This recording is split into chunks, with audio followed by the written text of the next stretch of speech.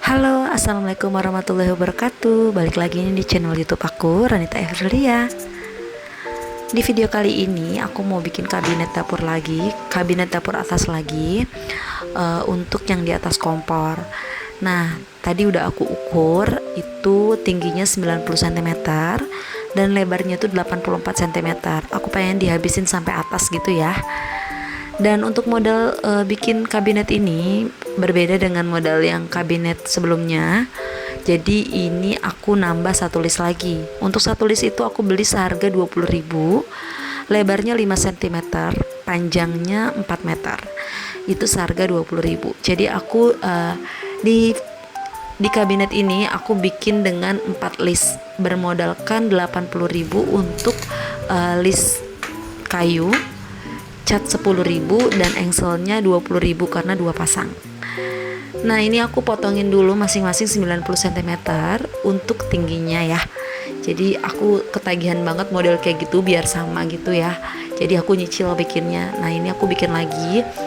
Oh iya, Mam, kalau yang ngilu ngelihat aku dengan anak-anak bikin kayak gini karena anak-anakku kan di situ, aku juga bikinnya di situ gitu. Jadi ya gimana ya, aku juga bingung mau gimana, tapi kan aku juga ngejaga supaya mereka nggak megang kayak gergaji dan palu kayak gitu. Nah, untuk kali ini aku potongin dulu 90 cm masing-masing ya, jadi nanti tinggal disatuin aja.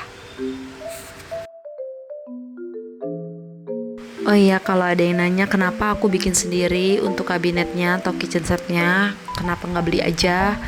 Pertama, alasanku kenapa bikin, karena aku nggak punya cukup banyak uang untuk beli kayak gini. Keperluanku lagi meningkat karena udah punya anak dua dan anakku udah mulai tahu jajan segala macem.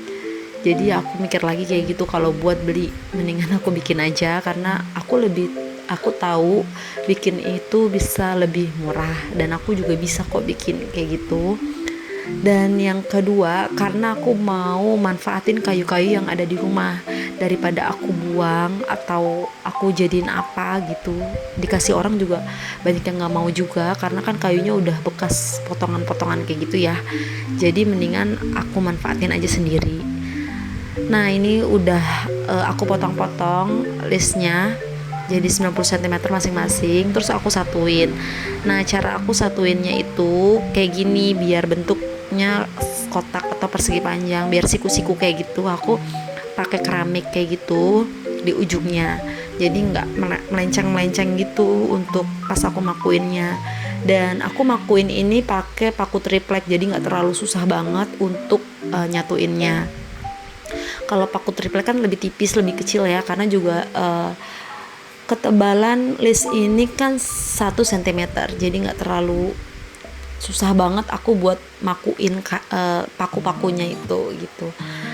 Dan ini keesokan harinya, karena kemarin yang pertama kali aku cuma beli 3 list aja, ini aku nambah 1 list lagi. Kebetulan anakku saat ini lagi anteng, nanti bakalan riweh lagi, jadi aku langsung ambil momen buat bikin lanjutin kayak gitu. Yang paling penting sih si anakku yang perempuan ini yang paling kecil, kalau dia lebih anteng tuh lebih enak. Kalau yang lebih besar ini udah bisa aku bilangin nggak boleh ini nggak boleh itu gitu, udah aku bisa bilangin. Tapi kalau yang kecil ini suka ribet banget kayak gitu ya. Siapa yang sama kayak aku suka ribet sendiri dengan anak yang masih kecil kayak gitu ya, dibilangin nggak bisa, belum terlalu ngerti, diomelin juga belum terlalu ngerti. Jadi aku cari enaknya dia aja untuk selingin waktu buat bikin kayak gini. Oh iya, ada juga nih yang banyak nanya kenapa nggak dibantuin suamiku, karena aku juga nggak mau ngerepotin dia kerja capek.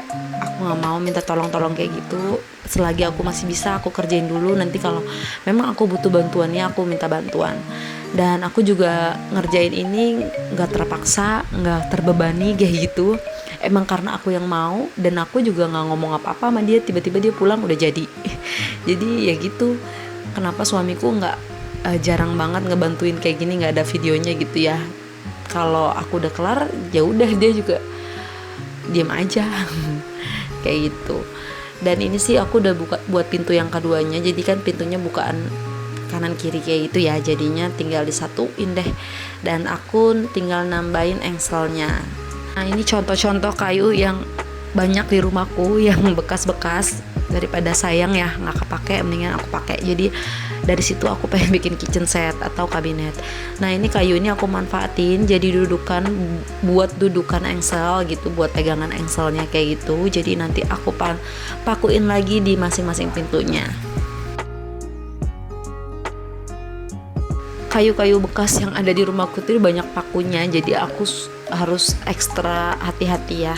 Jadi aku buka-bukain dulu pakunya, cabut-cabutin dulu pakunya, sorry, biar lebih enak lagi untuk ngerjain apa-apa gitu, kalau mau bikin apa-apa. Nah ini aku udah pasang ke pintunya buat dudukan engsel.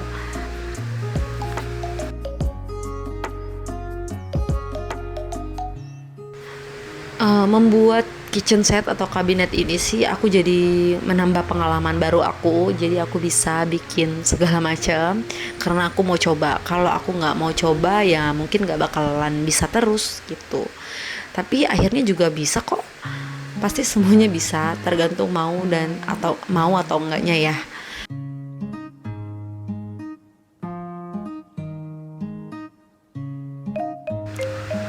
Setelah semua engselnya kepasang, ini aku udah masang di pintu yang satu lagi, dibantuin Darel dan dibantuin anakku yang pertama, dan anakku yang kedua itu udah tidur karena udah kecapean. Tadi aku kasih mimi susu dulu, lanjut aku kerjain lagi. Untuk kerjaanku yang ini aku lanjutin lagi. Ya begitulah pekerjaan ibu-ibu, khususnya aku ya, bukan ibu-ibu pada umumnya. Jadi aku buat nyaman anakku dulu, baru aku lanjutin kerjaan. Oke, ini penampakannya yang aku pengen kasihin pintu. Sebenarnya bukan kabinet kali ya, ini pintu doang, aku nambahin pintu doang. Ini kan ada ambalannya, terus aku tinggal bor-borin untuk maku ini, jadi biar nggak susah banget makuin kayu ke tembok kayak gitu ya. Pakunya kan harus nembus ke tembok, jadi biar nggak terlalu susah. Biasanya pengalaman aku pakunya jadi melewat kayak gitu, miring-miring atau menekuk kayak gitu, jadi aku boring dulu deh daripada susah kayak gitu. Nah ini udah aku bor-borin, kemudian langsung aku paku-pakuin. Ini aku pakai paku yang panjang banget biar bisa ketahan kayak gitu ya.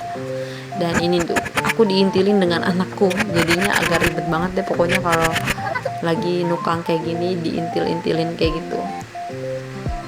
Nah ini aku udah pasang dan ini berat banget, serius, jadi aku gemeteran gitu, aku tahan pakai kaki dan apa aku gede banget ternyata.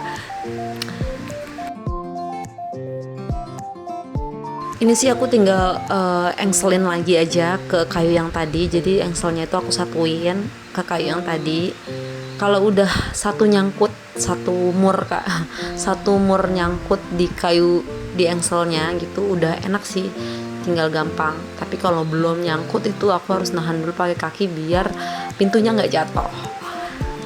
Nah ini nih si Gia udah bangun, anakku yang kedua udah bangun, jadi udah mulai ribet deh pokoknya situasinya. Aku harus buru-buru ngerjain karena tanggung banget, tinggal masang-masang kayak gitu doang, kan lebih cepet ya. Tuh. Ini posisinya udah amburadul deh, aku udah nangkring ke atas kayak gitu, dan aku tahan pakai kaki.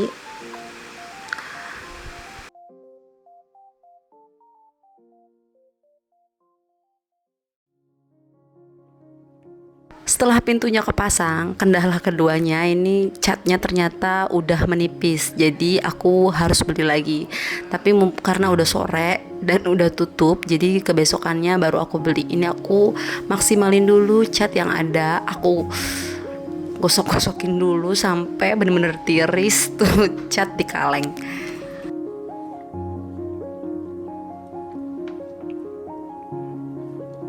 Oke, beginilah untuk hasilnya. Sama aja sih kayak yang sebelumnya aku bikin, tapi ini lebih sampai atap gitu, lebih tinggi. Dan pintunya ini normal, nggak kebuka setengah dan gak perlu diganjel juga pakai mika kayak yang sebelumnya. Tuh kayak gini. Alhamdulillah ya, belajar dari pengalaman. Dan sampai sini dulu ya untuk video aku. Semoga video kali ini bermanfaat. Terima kasih banyak yang udah nonton videonya sampai habis. Jangan lupa di subscribe ya, biar aku semangat terus untuk bikin videonya. Assalamualaikum warahmatullahi wabarakatuh.